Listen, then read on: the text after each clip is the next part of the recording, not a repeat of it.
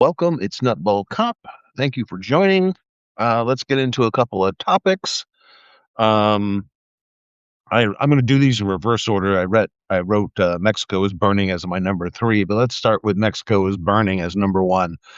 Just spent the last couple of hours watching the news, reading the articles, reaching out to some friends that live south of the border. In fact, I was just chatting and direct messaging with someone who's just south of Mexico City.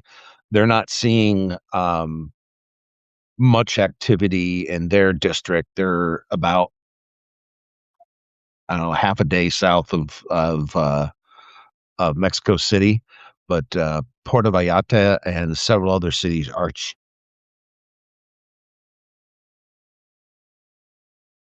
The Mexican army whacked Manchacho, I think is how you say it, whoever the leading asshole of the cartel is at the moment. They whacked him, and U.S. forces were involved because, of course, Team America, World Police. If there isn't a war yet, we'll start one. Um, and sure, they got the target, but now there's about 100 fires in Puerto Vallarta, and there is, at least from the last video I saw, about 10 major buildings burning. So they're going to have several $100 million worth of damage to get one asshole. That's the drug war in a nutshell. Um, what really worries me about it suddenly going to shit in Mexico is most of the world's air assets are the United States air assets. Okay, we have the largest air capability on planet Earth by far. Okay. Most of that air power is moving toward Bitburg, Spain, Aviano, Italy, Diego Garcia in the Indian Ocean, and Qatar and the UAE. One of the bigger boats is already there. Another one is moving. I forget which one is there and which one is moving, but the Gerald Ford, the largest boat we got, is moving toward Iran. And we just started shit in Mexico. This seems to be this bullshit chaos theory mixed with the lies and the bullshit of the Trumpian political era. He's an anti-war president who loves shooting at other people. According to his former national security aide, he actually gets off talking about the actual mechanics of shooting at people or missiling people and killing people. He actually gets off on that. So how much of this is actual military or national security necessity? What are the cost versus losses that are going to occur in this operation in Mexico? My standard issues apply. Was the Gang of Eight notified in Congress? Was the House Armed Services Committee notified? Was the Senate Intelligence Committee notified? These are all, really big concerns. And some of the videos are quite scary. I've seen Black Hawk helicopters over Puerto Vallarta. I've seen the federales on the beach exchanging automatic gunfire with the cartels. Buses being torched. Dumpsters, cars, buildings. They're torching. They're torching anything they can make a show out of right now. So wonder what the market's going to do in the morning when we just opened up a two-front war and one of them's on our back doorstep.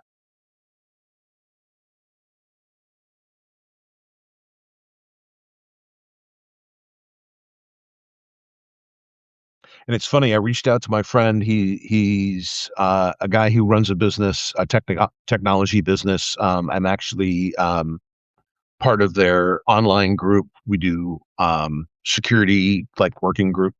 and security talk seminars, exercise, you know, play sessions, gaming sessions, how to game out the responses to breaches or detecting a backdoor in your environment or getting hit with malware or ransomware.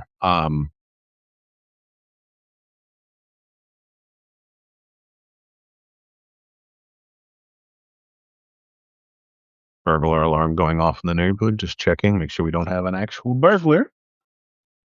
Because I have a solution for that. It's called a 10 millimeter. Get your ass on the ground. Um, okay, false alarm. It looks like okay, but yeah. So he lives and runs a business down there. And the first thing when I started reaching on this, I hit him up on direct messaging. I was like, "Hey, is this you're seeing this in your district?" He was like, "No, it's all north of us, toward Mexico City." Like I said, they're down in the inland valley, um, much south of Mexico City.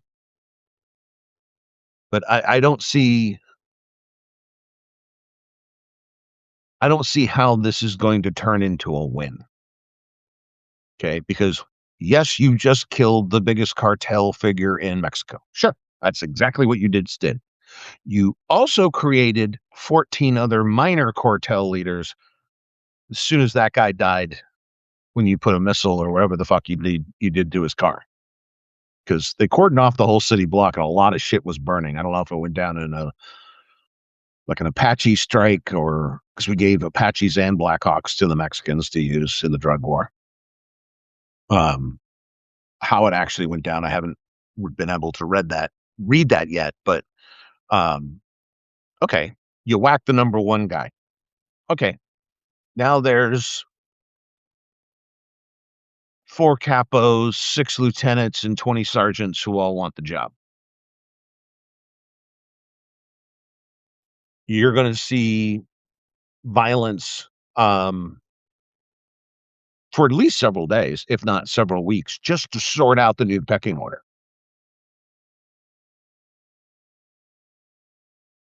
Okay, because the ridiculousness of this is the drug war is basically based on the whack-a-mole theory. The carnival game where you hit the little pop-up mole in the head with a mallet. That's our whole theory. You hit enough moles in the head with enough mallets, drugs go away. We've been literally trying that since Henry Anslinger, and that shit started about 100 years ago. We've been at this for a century now. Okay. First prohibition we lost, if you all remember, was the alcohol prohibition. It went so well, we had to pass another amendment, the 21st Amendment, to unfuck up the amendment we passed to make alcohol illegal.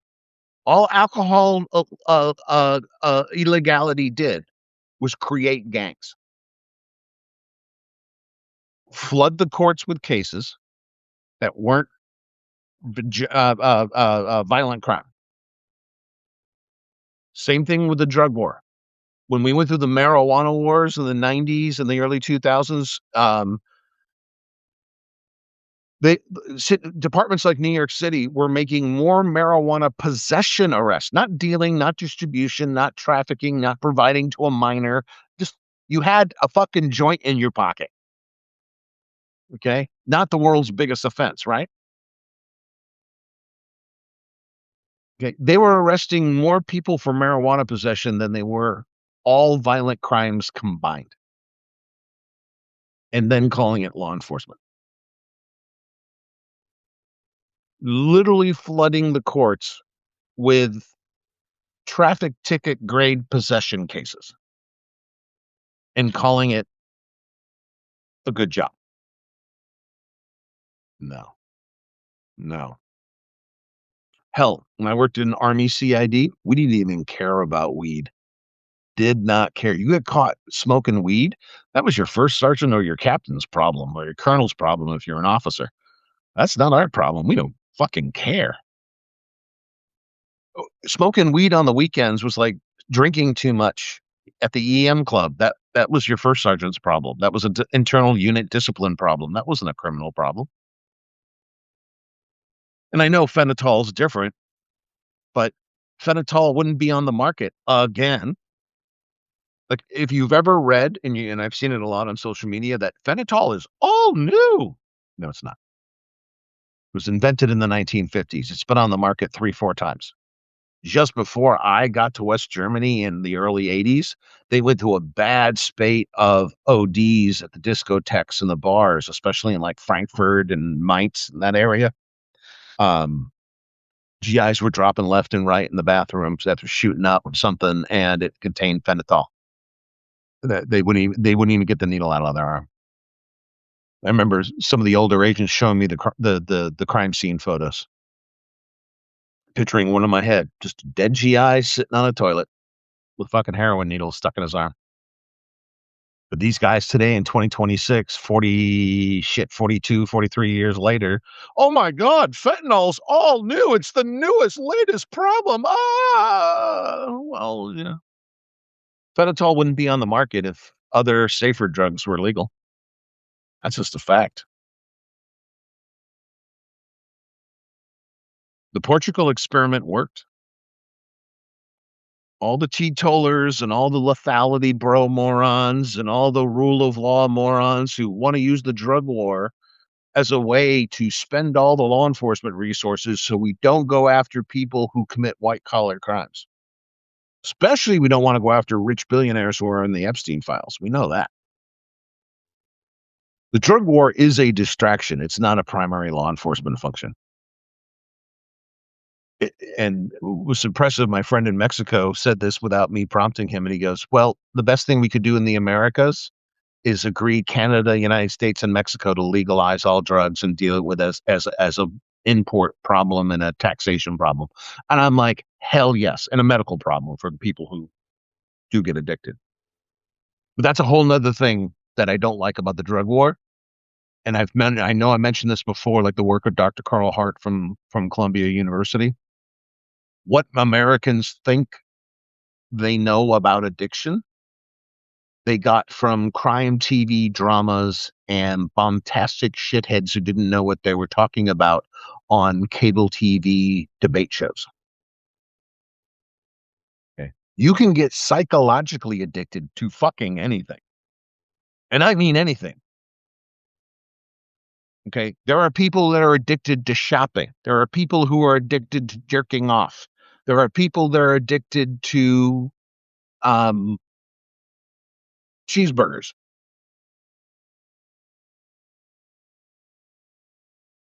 Speaking of cheeseburgers, I had a smash burger today, and it was tremendously good. I recommend smash burger. That's pretty good. I'm glad they're in our district now. But I'm not addicted to cheeseburgers. I only have a couple of them a year because I know I love them so much. I can't eat. It's like chocolate ice cream. If I was going to get addicted to something, it'd be 2 things I'd be addicted to. One is champagne, because that is like drinking silk. Okay. Champagne is real champagne, not the knockoff stuff, the real stuff from the Elise I like from the actual Champagne region in France. I buy that every once in a while, especially on holidays. I get it. It's really expensive, but it's good. So champagne would be my first addiction. Chocolate ice cream would be my second. I would never get addicted to cocaine because cocaine is a stupid drug, especially for men, because cocaine makes both your bank account and your penis small. Not a good drug. Okay. It's not like taking an edible to have a glass of scotch, and enjoying the evening. But what we know about addiction and what addiction really is, either psychologically or physically, like ethanol is probably one of the worst things you can get addicted to physically. It's like heroin. You can die by going into TTs. Okay? A lot of hardcore alcoholics have to be put on medication and they have to be weaned off using benzos. Because benzos have a lot of the same interactions with your brain and about the same half-life. So they have to give you benzos with shorter and shorter half-lives.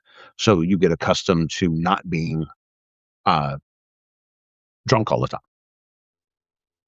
And really, drunk all the time, no matter what drug you're talking about, whether it's caffeine, cheeseburger, sex, coke, meth, it's often psychological self-medication. So if you really wanted to fix the problems around drug abuse, and I've stopped caring about drug use. If you can use a drug and you can keep your life together, I don't care what you do in the privacy of your own home. Literally. I'm not recommending anybody start doing meth because, again, meth is a stupid drug. You know, your teeth fall out. You get a little jittery. I've had 28 cups of Starbucks. That's not a good drug either. I'm not saying because there are good drugs and there are bad drugs. And I'm not saying use the bad drugs. But I'm saying I don't know how this is my problem or the government's problem when it really should be a family, church, friends, social circle, and probably a physician and a psychiatrist's problem, not the cops' problem. Violence around the drug trade, like drive-by shootings, those were real popular back in the day. I remember going through holiday weekends and shit, not counting the inland side of the county, just our side of the county. Shit, 12, 13 drive-bys in a 3-day weekend. Okay. Drive-bys are our problem. Okay. But drive-bys are a part of an illicit market, a black market. I've talked about black markets a lot before. You know, you start a war, boom, black market, it's here, boom. Okay. Wars are not a solution to a black market. Legalizing, decriminalizing is a solution to a black market. You want people to stop practicing harmful drug abuse? Again, we should all forget about use. Stay out of other people's fucking business unless they're causing a problem. Okay. You being a teetotaler never solved any fucking problem on earth. So get over yourself. Okay.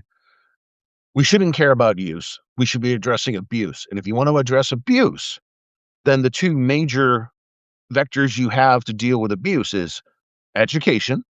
Like I say with every other issue, what's your first thing? Just try to teach people a better way. Education is always your first vector. Okay. Then it's a better healthcare system that includes mental health. Okay. I just wrote the essay about Trump lying his ass off, saying he's going to send the hospital ships to Greenland because they need to be rescued. A country with free, complete, universal healthcare needs to be rescued by a U.S. Navy hospital ship. Shut the fuck up, you lying bastard. It's amazing how you'll give healthcare to Greenlanders for a propaganda campaign based on your nationalist bullshit, but you won't actually fix the healthcare system here. In fact, in 2025, you made it a hell of a lot worse. Then in 2026, the first thing you announced was that you were going to make the Veterans Administration hospital system worse. But you're going to send those hospital ships to Greenland.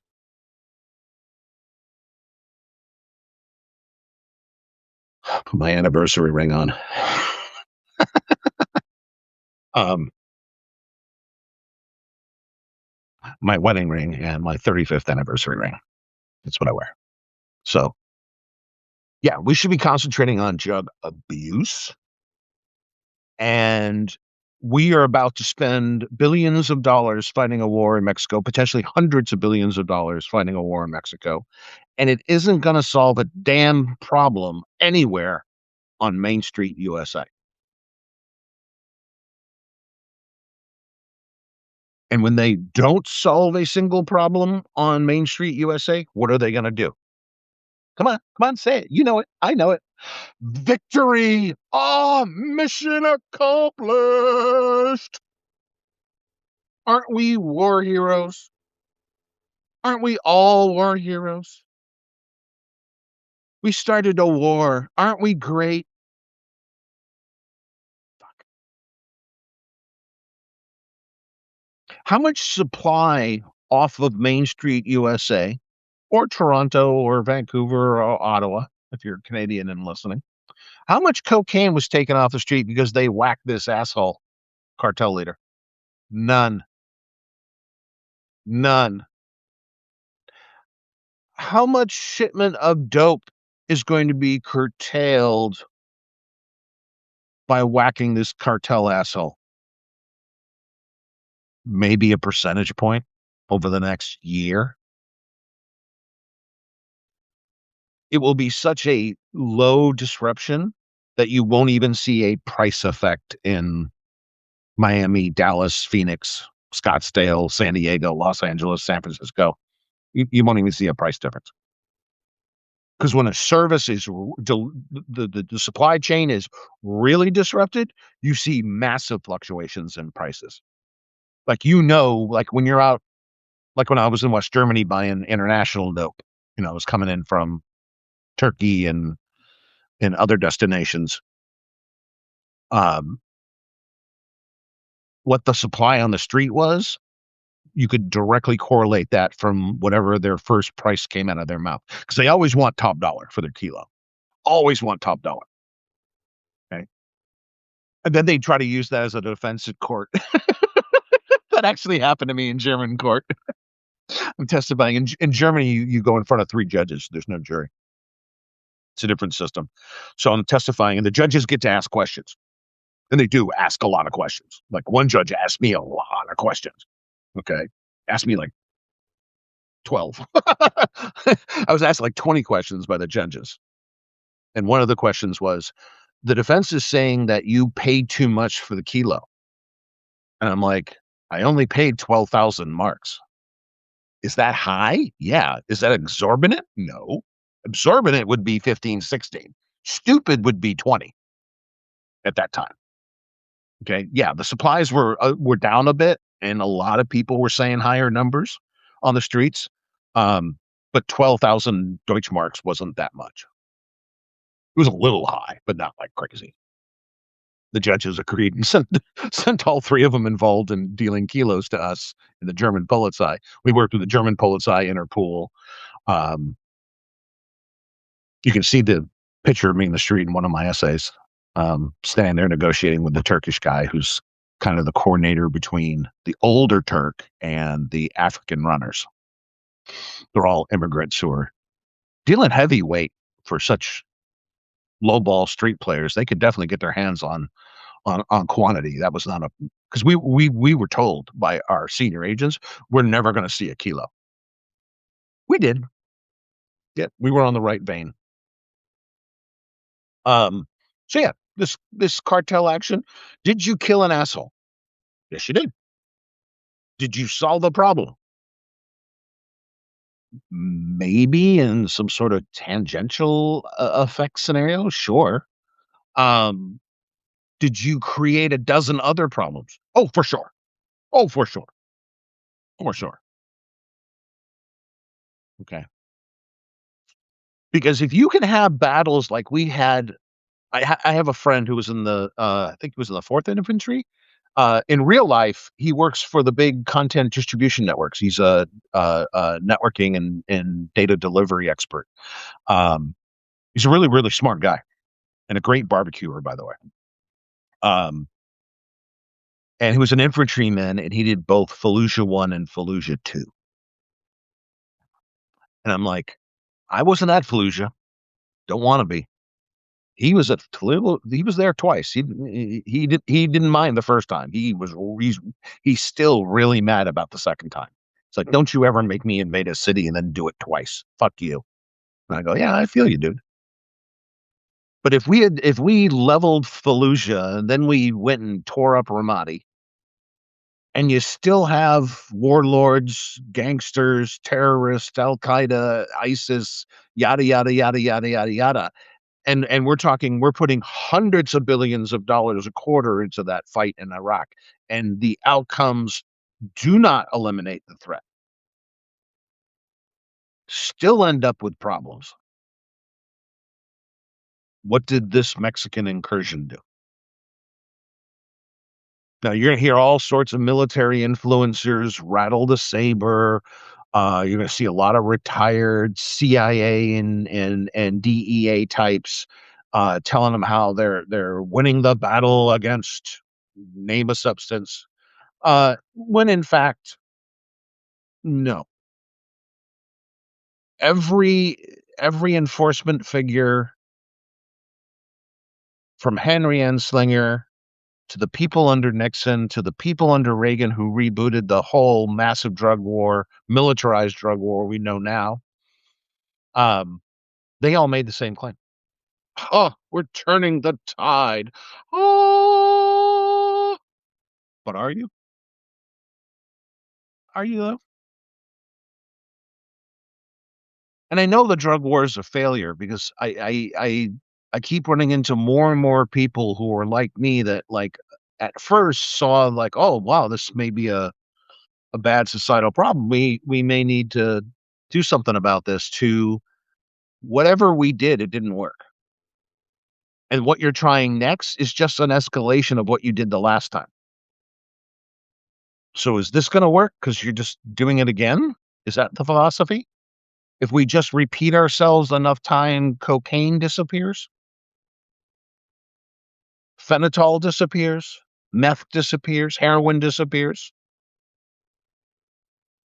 I tell you what, if we were still back in the days, where law enforcement, like mid 70s, late 70s, law enforcement's biggest problem back then, and I've heard old sheriffs say this, biggest problem back then was weed and moonshine.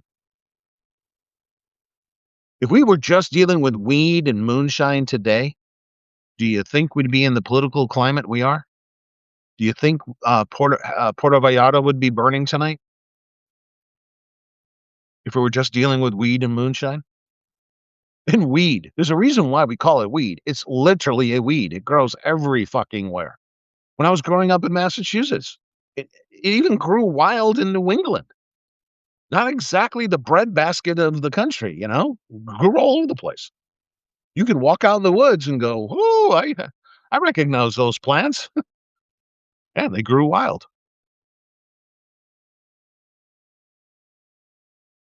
So what did we learn here today? Nothing. We got involved with the yet another operation. We're playing Sicario, the home game, the IRL episode. And in the end, what are we going to do? Be in the same fucking boat we were yesterday.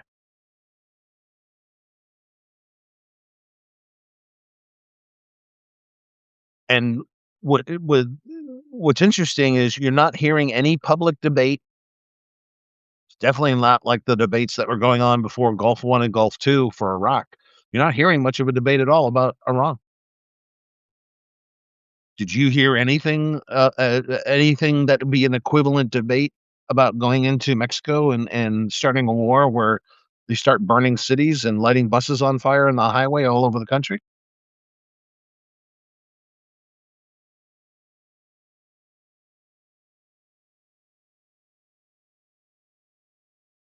How many minutes before, political figures start declaring victory?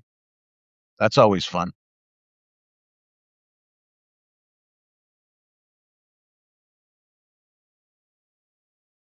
Um, yeah, this is exactly why I no longer support the just like the death penalty. I don't support that anymore. It doesn't do what it says. Doesn't do what it says on the label. Drug war definitely doesn't do what it says on the label. So this is just another bad military policy, which is going to spend a lot of money because when they get done fighting in Mexico and they get done fighting in Iran, what are they going to do with the lectern in the House of Representatives in the press conference room? Look at all this money we spent. Government's broke. We have 30, 40 trillion dollars, 38, 39, 40 trillion dollars in debt now. We're spending too much money. We got to cancel Medicare, Social Security, education, cancer research for children. We got to cut away housing subsidies for the elderly and fuck the poor. While you didn't solve the problem in Iran and you didn't solve the problem in Mexico and you didn't solve the drug war. So we're going to take away your Medicare, your Social Security, your education, your arts, your cancer research, and housing for the elderly. Oh, and screw the disabled people. According to Trump, they shouldn't be here anyways. Remember what Trump said to his own relative in a White House meeting about funding disabled support? Why don't we let them just die? Mark my words. Mark my words right here today. You are going to see a Jim Jordan, a Mike Johnson, James Comer, um, walking up to that left turn, telling you we got to defund everything that helps Americans. Why? Because we did not solve a problem again with a foreign war. Because we haven't won a war since the Treaty of San Francisco in 1951, the treaty that officially ended World War II. That's the last war we won. Are we going to win the war in Iran? No.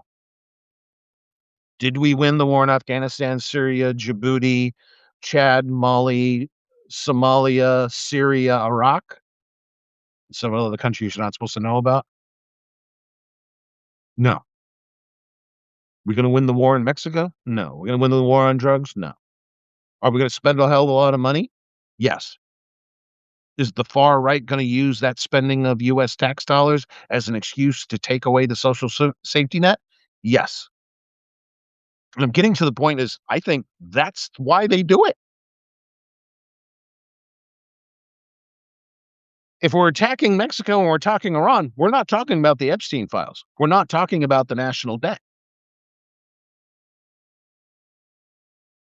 Are you getting the con yet, America? Because the con keeps conning over and over and over and over. This is not our first cycle at this. Okay, on to topic number 2. I got to read you this one. This one, I told you I keep a tab open to Trump's social page, so you don't have to. Well, he had beauty today.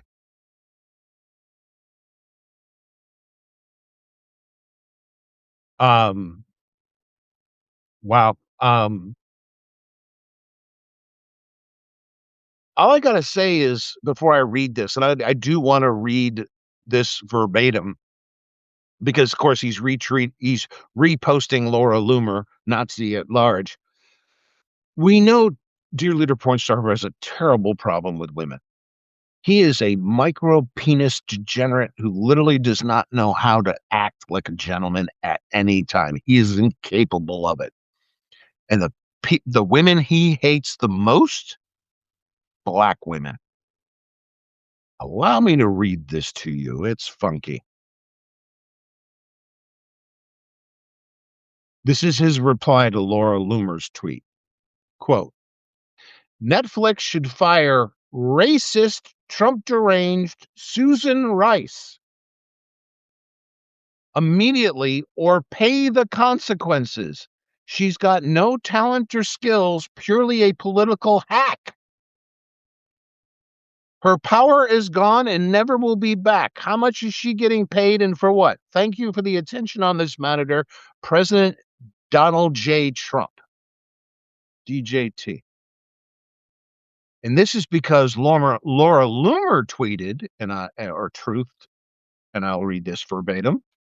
Netflix board member Susan Wright at Ambassador Rice says corporations who took a knee to Trump will face accountability agenda from elected Democrats if they win the midterms in 2026 and the 2028 presidential election. Does Netflix stand by their board member threatening half of the country with a weaponized government and political retribution for choosing who they wanted to vote for as president? This is an anti-American as it gets. Netflix is proving every day they are anti-American woke company. And then she goes on to berate the Obamas, Netflix, Warner Brothers, and celebrate Brendan Carr. Hmm. Hmm.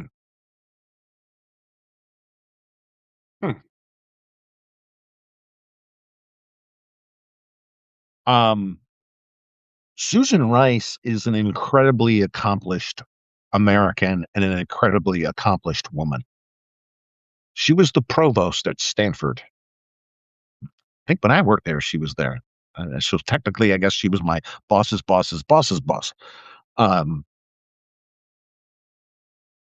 she was an ambassador. She's a big political figure. She was advisors to presidents. She's still a thought leader. Um, was the operations officer of a major private university.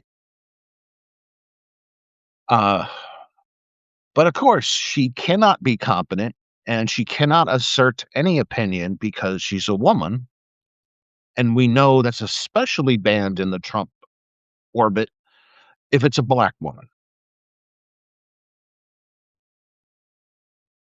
Not to mention how often the dear leader porn star Humper takes his cues, his policy cues, from an ugly Nazi whore whose face looks like she was in a Saw movie.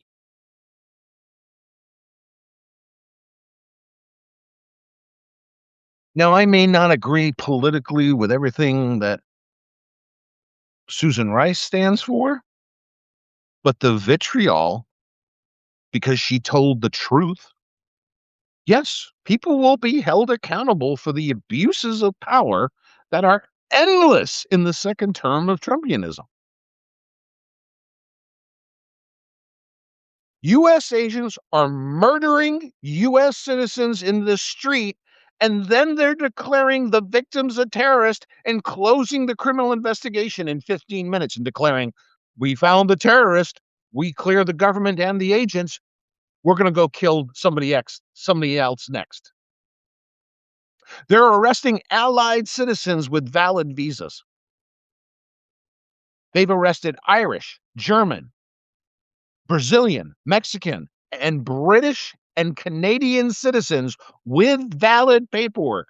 The British citizen was kept in custody regardless of everything they had on them being proper, was thrown in jail for 6 weeks, denied to talk to a lawyer, denied to talk to the consulate. Yes, you should be held accountable for kidnapping legal visitors, legal residents, and U.S. citizens. You should be held accountable for kidnapping, torture, mistreatment, violating custodial guidelines like providing proper medical care. And those agents who murder and beat people in the streets should be arrested. Yes, that's exactly what should be happening. I could not agree with Susan Rice any more on this topic. In Southern California, I talked about this the other day. Mexican kid puts his hands up. Hands clearly up, clearly a surrendering suspect. Pistol whip, pistol whip, pistol whip all the way to the ground. Then crush his face into the curb while you got him on the ground. Okay? That's assault under the color of authority. That's assault with a deadly weapon. That's aggravated battery in most states. Yes, accountability is required at this juncture. And no Nazi whore with a saw plastic surgery face is going to convince me otherwise. I don't take moral or ethical or civic advice from fucking Nazis. And I know you really don't like hearing that from an old Ike Republican. You really don't like that. I know. I caught that at a bar a couple of weeks ago. I think I told you guys that about that. And I was just like, fuck you. Okay? I don't think there's a problem with being a liberal. We may disagree with things here and there, but there's no fucking moral failure for being a liberal. Just like there's no moral failing of being a sane libertarian or a sane conservative. Okay? But your retort is moronic. You are an Epstein class rube. You sacrifice your children so they can get a tax write-off so they can run business schemes. Okay? Because I call you out on that shit does not make me a liberal or woke. It makes me somebody with 2 eyes and 2 ears that doesn't stand for your bullshit.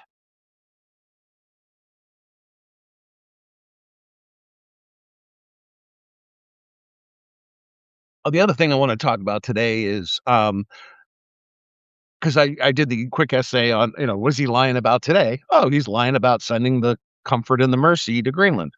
Okay. He's bitching and lying about something else, and he's being a total dumb Nazi twat about it. Okay. Trump will not stop posting and complaining to reporters about Obama's presidential library. Now, here's a hard, cold fact, America. Most presidential libraries, regardless in the modern era, Most of it is publicly funded. All of them get public infrastructure support because you got to build the fucking road to get there. You're going to have the utilities there or move them so the site will go in. You need sewers upgraded, utilities upgraded, whatever. Okay. Trump is convinced that Obama's library is a criminal scheme, but his library is not. Except the way they're being funded and set up and eventually managed by the National Archives. I think that's who manages them once they're operational. There's no huge differences. Trump's may be a little more funded by the private side, but his private donors aren't making any changes to public infrastructure at private donors' cost. Those always come from the public side of the equation. Okay. And Trump is trying to frame this like this is a bad sports stadium deal. No, it's not. In fact, the way Obama and most of the libraries, because I checked Trump's, I checked W's, I checked Obama's. Okay. All the funding in Illinois for Obama's library went through all the proper procedures, whether it was state, Chicago, or Park District in the Overton area where they're actually building the library. Now, there is a little more cost to Obama's library, okay, because it's in the middle of a park where there isn't a lot of the necessary utility and sewage and stuff. They're going to have to build it into that 19-acre site. Okay. But even like when Bush set up his library at Southern Methodist University, public infrastructure funding had to be involved in the project because you got to connect the building. Even though it was already sitting, in a site, there's a lot more that has to be done because of the site chosen that wasn't already sitting in an existing campus. Okay. So there is a little more cost there, sure. But as far as I can tell, there is nothing illegal or untoward or criminally janky about Obama's presidential library funding. It's just not true. Okay. Now here's the rub though. Once it's an active presidential library, it's taken over and federal taxpayers pay for it all. Like some of the bigger facilities like Ronald Reagan, um, Ronald Reagan's library, um, it costs more to run because it's a bigger facility and it has a higher visitor count. But all presidential libraries are funded by the federal taxpayer. Okay. There's an apportionment process. It's based on facility square footage, about number of visitors, about things that need to be repaired, yada, yada, yada, yada, yada. The initial private side fundraising for the presidential libraries, that's just patronage. It's just old school patronage. People want to donate privately to the library, so they're on the in with the Politico. Okay, everybody does it. Every standing president has done it. But Trump wants to convince you because it's Illinois, because it's Chicago, because it's Obama. This is a mafioso scheme that's ripping off the taxpayer, both city, well, all the above, city, state, and federal. And it's just simply not true. It's just a bitch, a dig, an empty complaint, a grievance, which he's an expert in. He's an expert in his grievances. He doesn't have any facts in his grievance 99% of the time. But he is great at the grievance. Okay. Because I looked it up. We spend about $500 million a year on the presidential libraries, all of them. Okay. When Dear Leader Pornstar Humper finishes his library and it goes operational, federal taxpayers will be funding that library too. Yes, that's the way it works. But just like Susan Rice, she's black, so there's obviously a problem. Obama is black, so obviously there's a problem with his presidential library and its funding because they're black. Yeah, I have 2 eyes. I can see people's skin color, yes. That never made any sense, the whole thing where people say, "I don't see color." Are you blind? You can see that I'm one of the whitest people you've ever seen in your life, right? I'm Irish and I'm pale, which means I'm so white, I make other white people nervous. Hell, they called my sister Casper the Friendly Ghost in high school. That's how pale we are. But yeah, his anger, his grievance, his animus toward Obama is just so empty. And the whole right wing, I mean, I'm still laughing, and a lot of people are, about the tan suit. You mean the exact same tan suit that most presidents before wore, including Ronald Reagan? Come on. Your complaint means nothing.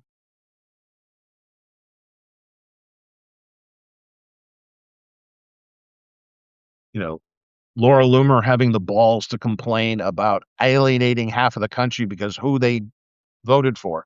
They want to seize the elections at the national level against the Constitution with the SAVE Act because dear leader believes he should punish the people who did not vote for him. He believes he should have won all the votes. And if he didn't win all the votes, the votes were false. They were fake news. He's still repeating that after he got reelected. Okay, and it's literally called the elections clause. Okay, it's in Article 1. It says the state legislators determine the aspects of every election. Each legislative branch in each state does it. Has nothing to do with the federal government, has nothing to do with the president, and it definitely doesn't have to do with somebody who's been in the Epstein files 1 million times. But what is he trying to do? He is trying to take over the election so he can literally walk in and score the elections just like Saddam Hussein did. Because remember, Saddam Hussein won every election 99 to 1. He always won 99% of the vote or more. Okay. Most dictatorships, when they want to pretend they're being democratic, they will put up a stooge candidate. Russia has done this before. Putin has done this before. Oh, we'll let this stooge stand up. Oh, see, he was such a worthless dude. He only got 1.1% of the vote. I got 99.9% of the vote. See, I win. That's what the SAVE Act's about. Do they know it's unconstitutional? Oh, hell yes. Hell yes, they do. Do they care it's unconstitutional? No, they don't for a second. Because this is about servicing the king dictator. King of the pedos must be served. So we're going to ignore the Constitution says very plainly. Remember the whole Scalia thing. Oh, originalist text. You got to read the original text. Well, I read Article 1. I went back and read it when I heard they were shoving this through Congress. It couldn't get any more plain language, and it can't get any more original in its textual sense. It literally says each state's legislator does it, period, end of start. But here comes the SAVE Act. Because America needs to be saved by the dictator, the same way Albania needed to be saved by Huxa, same way Romania needed to be saved by the Ceausescus, the same way Iraq had to be saved by Saddam Hussein, the same way Libya needed to be saved by Gaddafi, the same way Uganda needed to have Uganda made great again by Idi Amin. We've seen this. We've read this chapter before. This is not new. Nothing this crazy bastard does is new. He is just beating the same old horse nonstop, and he thinks if he bitches louder, he wins. And unfortunately, sometimes, yeah, that's the case. He bitches louder, and sometimes they win.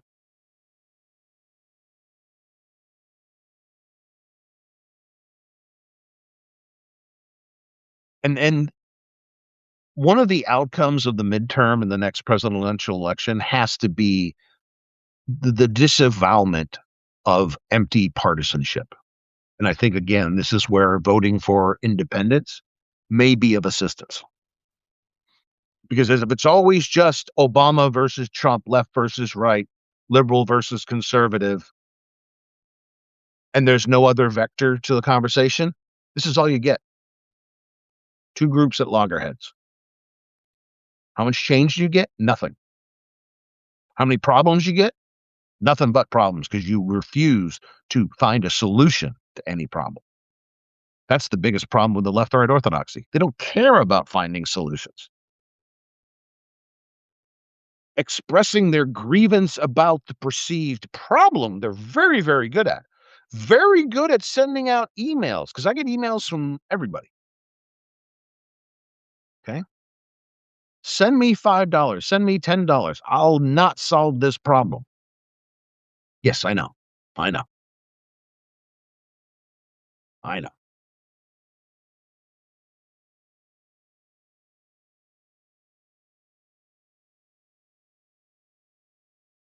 Because there's no point when, like, an issue like presidential libraries, they're all basically done in the same way. Depending on location and infrastructure costs and yada, yada, yada, plus every year we have inflation. So every year things get more expensive. Yeah, they're just starting to build it out in Chicago for Obama's library. And yeah, the construction costs have never been higher. Why? A lot to do with tariffs, but we're not going to talk about that, right?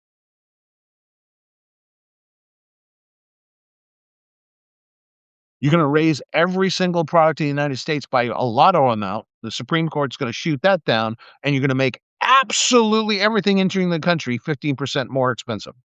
Why? Because the dicto king of the pedos has feels. It's not an economic policy.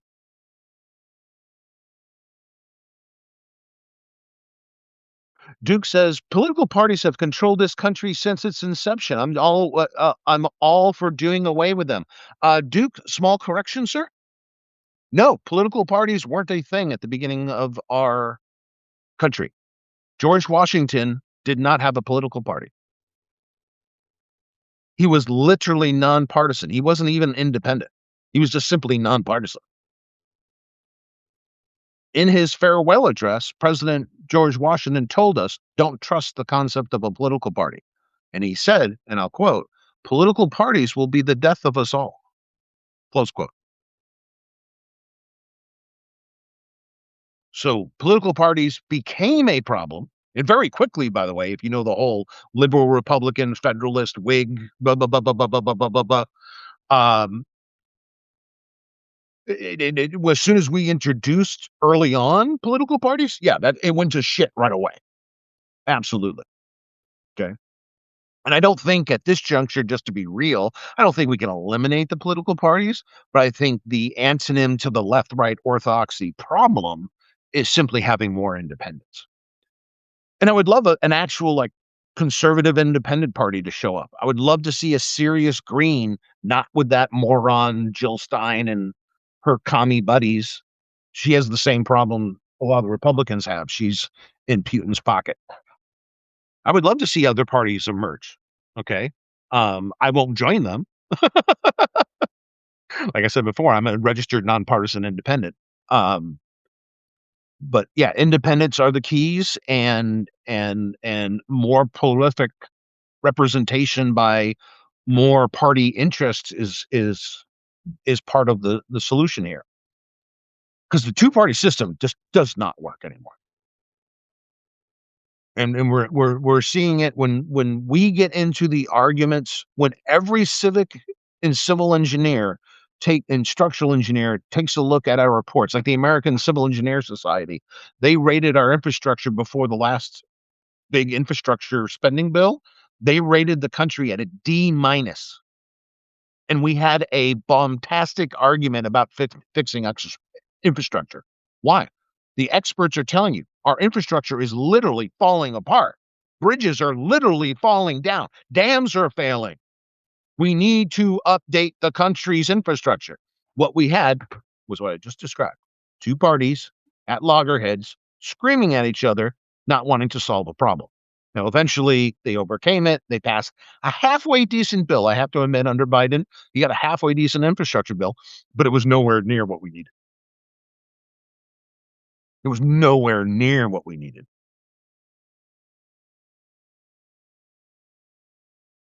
When you look at infrastructure development in the top countries around the world, the United States has fallen up behind, and it fell behind 25 years ago.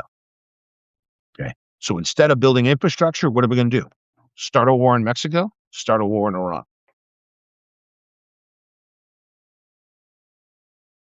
And the war in Mexico and the war in Iran is going to solve how many problems in the United States? Goose egg, zero. Not one single problem will be solved by the war in Mexico. Not one single problem will be solved in Iran. And then we're going to have to get into a loggerhead argument trying to find the money to run our own society when we wrote another blank check for another foreign escapade, another system of adventurism at our costs. And I mean directly, you and I's cost. I doubt any billionaires are watching me here in this live session. Okay. Thank you all for showing up on a Sunday evening. It's great. A lot of you are here. I love it. But I doubt any of you are billionaires because I like yelling at billionaires and I'm pretty sure they don't want to hear it. Okay. They don't pay taxes. I just read an article online the other day. Palantir, again, no taxes. Making billions of dollars of revenue, billions in profits, no taxes. So you and I get to pay the bill. And what do? They tell us who pay taxes, we cannot see an ROI out of those taxes. The taxes, the pile of money we do give the government has to be put in a big pile, taken to Iran and burned. Taken to Iraq, Mexico, and lit on fire. You getting an ROI from your taxation? That's not going to happen. That's been disallowed since Reagan. You know, I talked to my wife's German relatives. They pay the same tax rates we do in the United States, but on the same income levels, except they get 100% of their healthcare covered. They get 100% of their education covered. And if they get in trouble, there's a serious social safety net to help them. Okay. Without all the moralistic bullshit and finger pointing.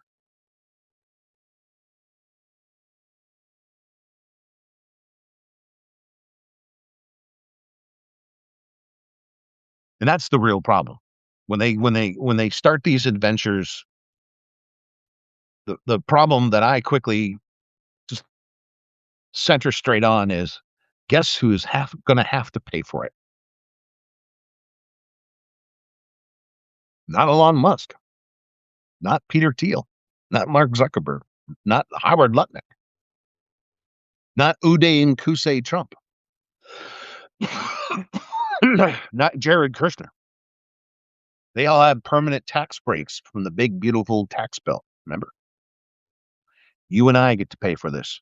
You and I get to pay for failure as they tell us we're going to close your school, we're going to close your hospital, we're not going to build a road, and we're not going to fix that bridge. This is why we need to change away from the left-right orthodoxy. This is why it makes no sense listening to two parties bitch at each other about presidential libraries when they're doing the same damn things. Maybe 1 or 2 degrees off, to be specific, but they're basically the same projects with the same funding and the same outcome at the end. Federal taxpayers picking up at the end.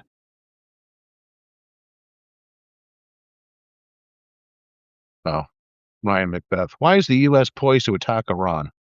Because they need an extraction from the Epstein files. Because a war in Iran is a lot to talk about. It's hard to talk about every one of the 1 million times Dear Leader Porn Star Humper is in the emails. And who knows how many times his name is mentioned in attorney memos, which we haven't seen yet, in the investigative 302s, which we haven't seen a lot of yet, the sworn statements, which I don't think we've seen any of them yet. So anyways, thank you for being here tonight. I just wanted to talk through a couple of things. Think about when I'm trying to communicate here. Think about the upcoming midterms because we need a change. If we don't get a change, America's in real trouble. Okay. Be independent, vote independent, run for local office as an independent. Okay. I'll see you guys very soon. And until next time, please, please, please, please, please, please think about it. Peace.